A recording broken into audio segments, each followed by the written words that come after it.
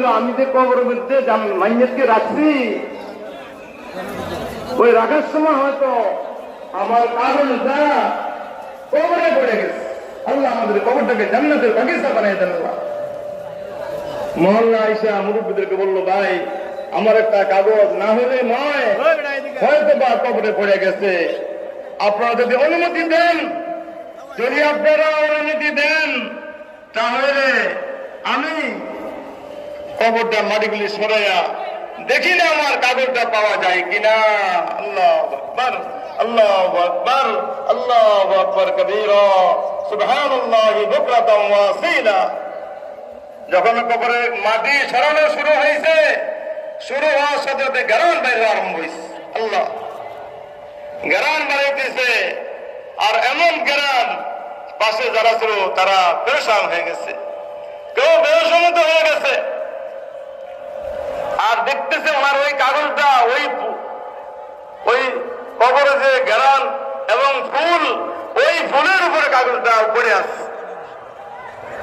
কবরে যে গারান এবং ফুল, ওই ফুলের উপর কাগজটা পড়ে আছে। হাতে নিয়ে নিছেন আর ঘরে আসছে। ওই মুরব্বী এলাকার মুরব্বীদেরকে নিয়ে ঘরে আসছে। আয়েশা জিজ্ঞাসা করছে ওই মহিলাকে যে তোমার স্বামী কি আমল করছে, তোমার স্বামী কি আমল করত, যে আমলের বরকতে আল্লাহ তাআলা জান্নাতের বাগিচা আমাদেরকে দেখিয়ে দিচ্ছে। এটা দেখার কথা না, আল্লাহ তো গায়েবের মধ্যে রাখছেন। মহিলা ছিল সাধারণ মহিলা, যিনি মারা গেছেন উনি সাধারণ মহিলা। উনি বললেন আল্লাহু আকবার, আল্লাহু আকবার, আল্লাহু আকবার। ওই যে ঘরের মধ্যে তাক, ওই তাকটা দেখিয়ে দিছে।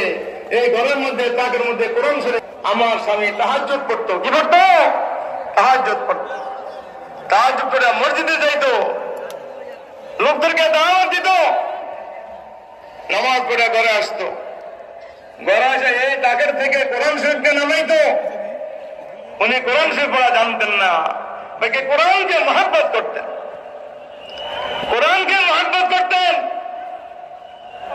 আমরা তো কোরআন শরীফ পড়ি না। হাদিসে আছে যারা সবজন নাহারে দিনের শুরুতে সূরা ইয়াসিন তেলাওয়াত করে, আল্লাহ পাক তাকে 10 খতম কোরআন শরীফ সওয়াব দান করেন।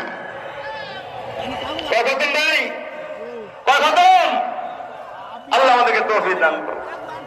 আজকে সূরা ইয়াসিন বললে আগামী দিন পর্যন্ত আল্লাহ তাআলা বললে। এখন যে সূরা আসর পর আম্মা ইয়াতাসাআলুনা আনিন নাবাইল আযীম, যারা বাদ আসর